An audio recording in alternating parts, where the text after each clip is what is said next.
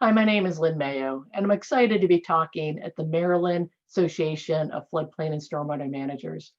Now, for the audience, I can't really see you, but I suspect the people watching this video unfortunately don't match the diversity of the communities we serve.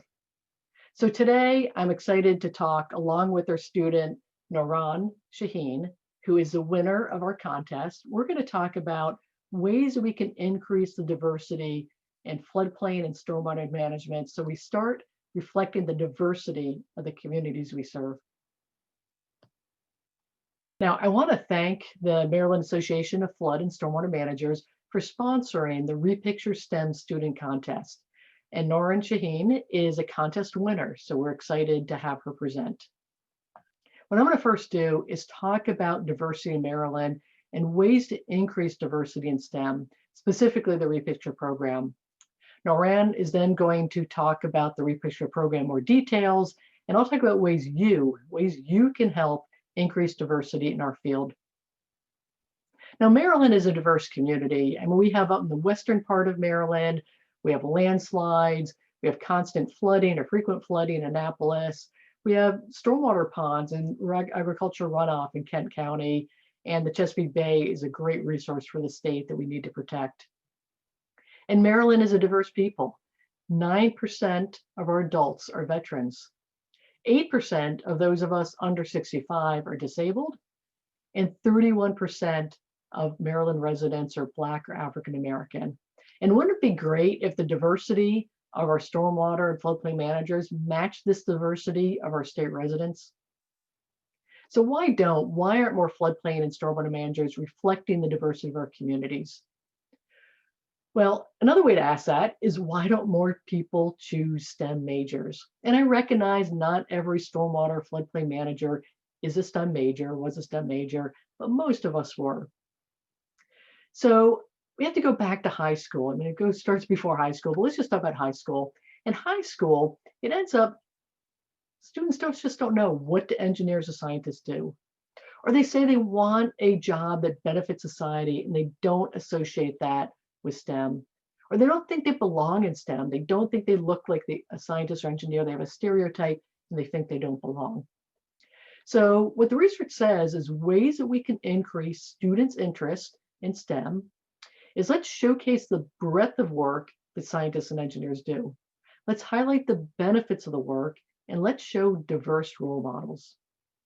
Now what happens, so we get all these high school students interested in STEM, they apply, they say engineering, they get accepted. What actually happens once they enter college? What ends up, there's a problem, and this is specifically a problem for engineering students. It ends up 40% of engineering students leave engineering before graduation. So these are students, these are women, these are men that basically have the skills to get accepted into engineering program, and yet they drop out. So we spend so much time trying to get our high school students interested in engineering. How do we get them to stay? Well, luckily, there's been a lot of research in this area. And I used to think that the reason people dropped out was, well, it's a hard major, right? And they're struggling and they dropped out. It ends up, the research shows that's not correct. It ends up the GPA of the students who drop out of engineering is the same on average as a GPA of those who stay.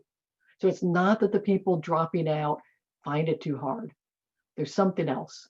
And what the research shows is the reason engineering students are leaving engineering is because even though they're majoring in it, they lose interest. They don't see the value of what they're studying. How am I ever going to use this? Is this really something, a career worth it? Or they start to think, well, do I actually belong in engineering? It goes back to their stereotypes. You know, am I really an engineer? And so again, what the research says is basically the same way we can get high school students interested in engineering, we can help these students stay in engineering. And that is, let's showcase the breadth of the work.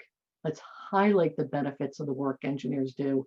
And let's showcase diverse role models so everyone can see there's a professional that looks like them, that they belong in engineering and science. So that's why we developed the RePicture STEM Resume Builder program. And it basically shows high school, the breadth of the STEM work they can do. You can see all the different things. How many of you in high school realize you could be a floodplain or stormwater manager? So we're trying to make sure that students, high school students, college students understand this is what they could do. We talk about the benefits of the work so they can see the benefits. And this is especially important to our girls, but also a lot of our young boys. They want a career that helps people. So let's make sure we emphasize the benefits of the work we do. And then what we do with the program is we show diverse role models. We have the role models that we have on our site reflect the diversity of our students, not the diversity of our industry. In addition, for those students participating in our program, we can help them strengthen their resume. So what the program involves is students identify a STEM project, they research the project, and then they write about and enter into RePicture, where it's available for other students to learn about science and engineering. Now, this can actually be done both part of a classroom. So we have a number of colleges that are actually using this as part of their class. But what they also can do, if they want to do as part of our program, they can actually take the work that they've done and submit it as part of a contest. And then they can add it to their resume to help build that resume. So these are the universities that we're currently working with. We also have a number of great sponsors. These are just a couple of them. Again, we really appreciate NAFSMA sponsoring this contest. And I have to give a shout out to the American Institute of Steel Construction, AISC. They've been a fantastic sponsor. They actually sponsored over 10 contests, so we really appreciate that. So we've had 8 sessions. During the summer, these sessions were 1 week long. Now during the fall, these are month longs. And students have submitted about 200 projects. And these are projects in every area. There's a lot of civil engineering in there, but it's all of STEM, all of science, technology, engineering, math. So ways that you can help, before I have Noran actually talk about the program she's did, is the ways you can help is tell students, tell professionals about the program. We currently have a session going on. It's over November 30th. So if you know a professor, you know a student interested in STEM, please tell them about repicture.com. And you could also sponsor a contest, and we'll talk some more about that. So with that, I want to introduce Noran Shaheen. Noran is a civil engineering student at the University of Houston. She's a senior, and she's also a RePicture Program winner. She joined us this summer, participating in the program. She continues in it this fall. And I got to mention, she's been one of the top students. So AISC, they sponsored an Innovative Steel Bridge Award. They actually rated her as a perfect 10. She rated her as a 10. She did fantastic work. She also won a RePicture sponsored award. So again, we've been really happy to have Noran as part of the program, and I'll let her tell you a little more about the program. Okay. Thank you, Lynn. I'm Noran Shaheen, and I'm going to be talking a little bit about RePicture from a student's perspective. So giving a little bit of an outline for what I'm going to be talking about. I'm going to give a background about myself and my path in STEM. And then I'm going to talk a little bit about my experience with the RePicture program. And I'm going to give some examples of what kind of things I did in the program and how those benefited me. So looking at myself before the RePicture program, I didn't really know where I was going to go after college. I had some vague ideas of what I was interested in based off of the classes that I liked in college, but I didn't really know how to translate those interests into an actual career goal.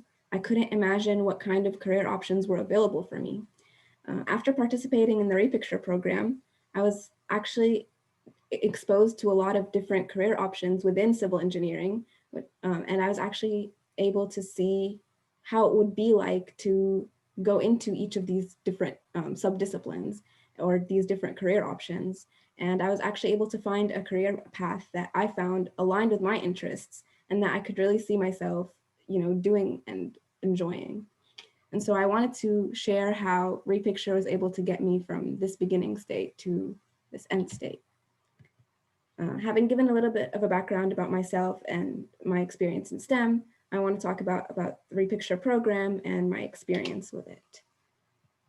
So the RePicture program offers students a lot of resources from, a lot of resources for, helping in our career and in building a good resume. But what I can do is pretty much, I can break down the RePicture program into 2 different aspects. There's the kind of a learning aspect or intaking information. And then the second aspect is the synthesis and information output. And so the first aspect of the RePicture program, the learning aspect, students can learn a lot about STEM careers through one of two options. They can look at different profiles of STEM professionals and learn more about what it's like to be a professional in STEM and their experiences. And they can learn also from projects that STEM professionals work on and see what it's like to work on those different projects. So looking at an example of a bridge engineer. So this is an example of a profile on the repicture.com website. As you can see, there's a lot of these professionals share some information about themselves and about their story with STEM and how they got into their career. And this is really beneficial information for a student because you can learn how this professional that's very experienced first chose to themselves join this career path and why they like their job, what a typical day at work looks like for them. You can kind of get a feel of, what is it like to be, a bridge engineer? What is it like to be a transportation engineer? It allows you to kind of see it from their perspective, which is very helpful for me as a student. And you can also look at different projects that STEM professionals work on. So for example, this is we can look at a project that was posted to the repicture.com website. And this is by Engineers Without Borders. It's a water system project. So a student can learn about what this project was, the different kinds of disciplines that worked on it, and they can look at what were the kind of steps that were involved in this project, who benefited from this project, what was unique about this project, and also what were the environmental considerations. And so, going beyond just, what do engineers do, you can kind of just see not only what's involved in the project, but also what it's like to really work on it and what it really, the implications that it has in the real world. Okay. So that was the kind of learning intake aspect of the RePicture program. There's also the synthesis or learning output aspect of the RePicture program, which involves entering projects into the RePicture website. What is the motivation of entering projects into the website? Well, there's actually a lot of motivation for that. Well, first of all, there's contest awards and recognition, which is a really big one. You get to enter awards, enter contests to get awards for looking into a different projects, and you also get recognition. Like you could get an interview, or you can get to be recognized by leaders in your career path of interest. You can also learn more about a career in civil engineering or a career in STEM. You can learn about what it's like doing these projects really allows you to understand these projects more than if you just read about it. Researching adds another aspect of learning. And then also you can help younger students to learn more about STEM projects. So when it comes to entering projects into RePicture, there are generally 3 approaches to doing this. You can enter a project that you previously worked on. So this can be from work or a school project. And then the second category is entering a project that you researched, which is like I mentioned before, just a project that you were interested in, researched. And then the third category is entering a project that you interviewed a professional about. I'm going to give a brief example of each of the type of projects that I worked on in the RePicture program. So the first type of project is a project that I had worked on previously. And for me, this was a school project, the Hurricane Harvey flood data analysis. And it was part of the National Academy of Engineering Grand Challenges for Engineering. And what I did is I uploaded this project to the repicture.com website. As you can see, this is my profile, and I upload this project to my profile, and I can kind of show other students, oh, what does an undergraduate civil engineering student, do and study. And so a little bit of a brief of this project. I got data from the United States Geological Survey and developed a code that that analyzed the trends in the flooding and provided maps and other graphical tools that would allow that would allow one to analyze the different trends in the flooding based off of the data and determine the trends in the flooding. So this the kind of questions that I answered about this project, or the description of my role on this project and a typical day on this project. So similarly to how the professionals shared information about the projects that they've worked on and their profiles, I've also done something similar. The second type of project is a project that I researched. So for me, an example of this project is a project I did on the Itaipu Hydroelectric Dam. So typically these projects involve first finding, something that you're interested in or a motivation for, what project that you want to research. So usually the motivation comes from the contests, and the different each contest has a different topic for a project that the students can research and learn more about. And so that's usually the motivation for the topic of the project. And it could also just simply be that the student is interested and wants to learn more, which was what it was in this case.